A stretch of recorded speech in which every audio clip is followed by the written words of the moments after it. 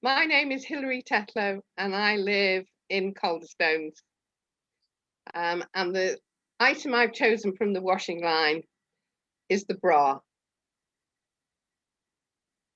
And I've chosen the bra because it reminds me of when I first was working.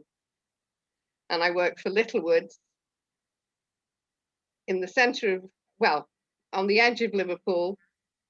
And I worked in all sorts of different departments. But one of the departments I worked in was lingerie. And I looked after bras and knickers and the other sorts of things. And I can remember distinctly about somebody else who was a merchandiser who had a young lad working for him who was tall, shy with being tall, because he was overly tall almost. And he didn't have any confidence. And his merchandiser also did a lot for the RAF cadets. And he said, I'm going to cure you and you can, so that you can stand up and talk to anybody. Said, the cadets come on a Saturday and we have a program giving them confidence in what they need to do. And you're going to come and talk to them. And you're going to come and talk to them about a bra. And you're going to come and talk to them about a basic bra and tell them the life history of making a bra. And a bra consists of a minimum of 20 different parts and a maximum of about 48 parts, depending on how spectacular this bra is. And so he found out all he could. He went to one of the manufacturers that he worked with and got shown how to make a bra and all the pieces that were involved. And then he, duly on the appointed Saturday, he went and did his talk about bras to the RAF cadets. And I think he probably had them rolling in the aisle because it's not something that they normally had, I don't think, to be talked about to with bras. Anyway, he came back and his boss was really pleased because he'd done a great show and he was pleased and he was so much more confident that he could actually talk about something to a group of people without being terrified to stand up in front of them. And I often wonder when I see a bra, what he's doing today. Is he still doing talks about bras or has he moved into something completely different?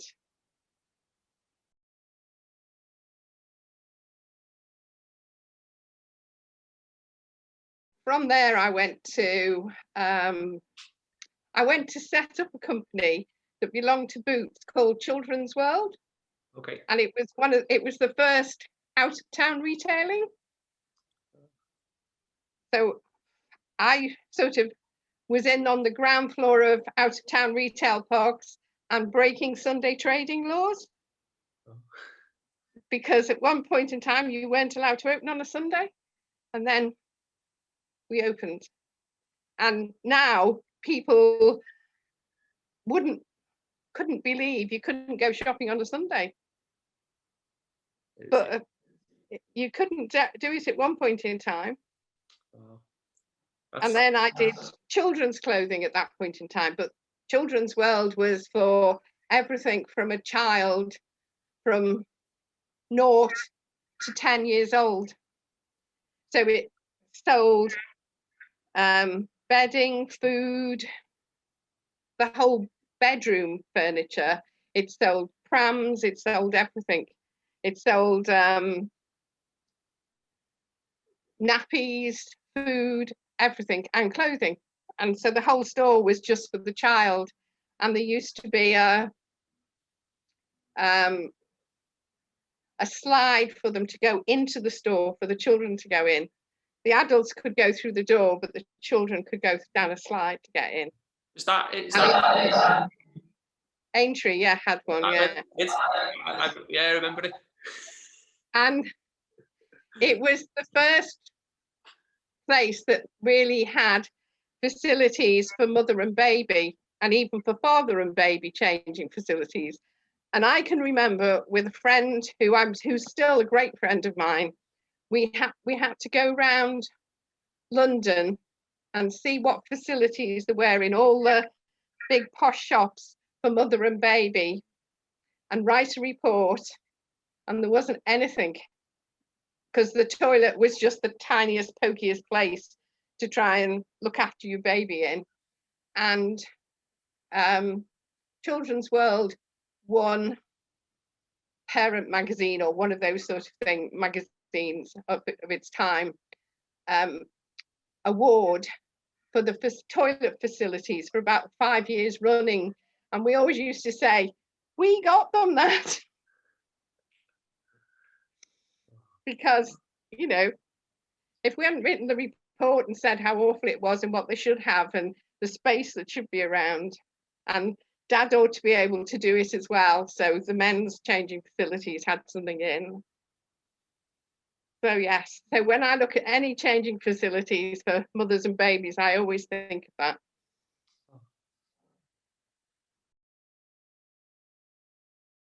Yeah, we used to have about 50 odd stores throughout. Yeah. And we had the bigger stores of 30,000 square feet. And then we had some others that were 15,000 square feet.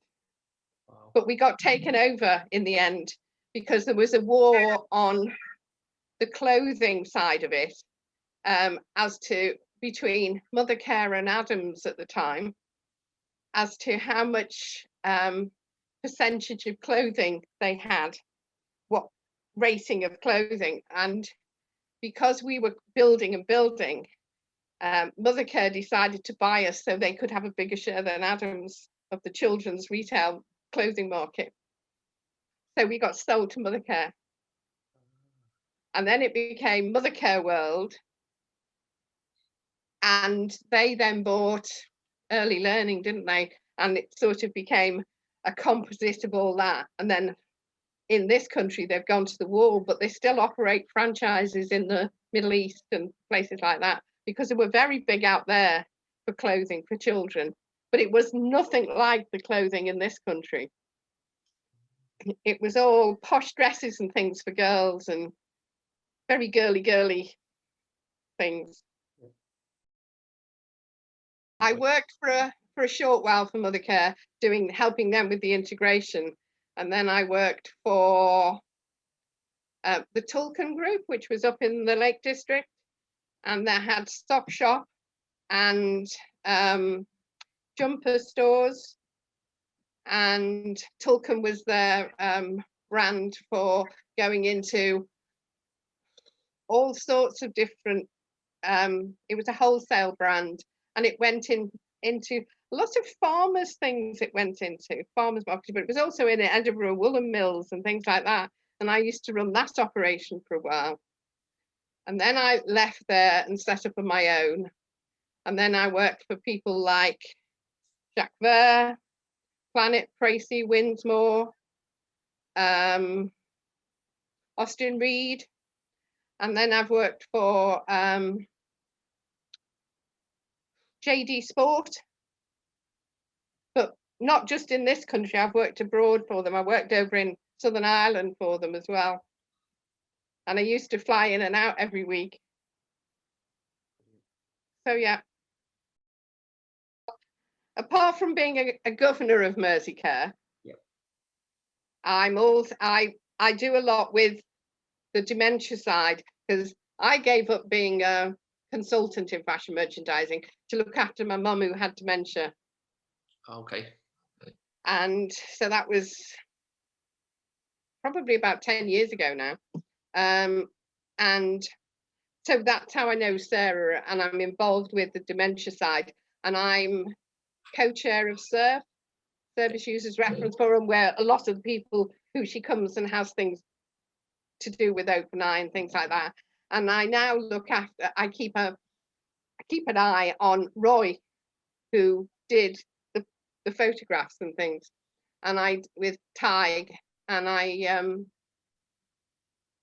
speak to him every day at the moment because he's on his own, and sort of just keep an eye on what's happening.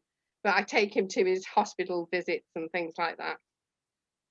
So yeah, so I do a lot within the dementia world, but I do a lot within the health service, because giving up my job and becoming a physical job, I couldn't let my mind just sort of do nothing. So I got involved in health service things, and I do a lot with the doctorate of psychology at Liverpool University.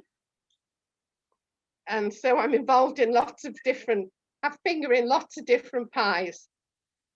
And at the moment, I'm quite often at the vaccination clinics, working as a steward, just volunteering there and helping out. Because I think it's important that you should give back to your community. I mean, this lockdown hasn't been good for anybody with dementia, because to see people in just 2D as opposed to 3D, they can't identify. And to see people with a mask on, they don't recognize them and things like that. So it's very difficult, and being stuck in a house isn't good for them. They like to be out and doing, and the more you can do with them, the better they are. So it's very difficult, and we've lost quite a few people, not to COVID, just that sort of they can't cope anymore and life passes them and they pass. So it's sad in that respect, but then everybody's losing people at the moment, so you have to do what you can. Telephone, Zoom, WhatsApp, all those sort of things. But the difference is, I suppose you could say, I used to do 10,000-12,000 miles a year, but that was just, a lot of that was local. I mean, I did used to go down to Cornwall quite a bit, and this year I've just had my MOT and I did 2,700 miles. So that just shows the difference of what I was doing to what I am doing in terms of driving places and doing.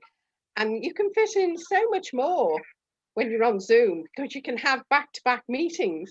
And that's what it seems to be. I'm very often not off Zoom. I can have 4 or 5 Zoom meetings a day. And, just go on from there.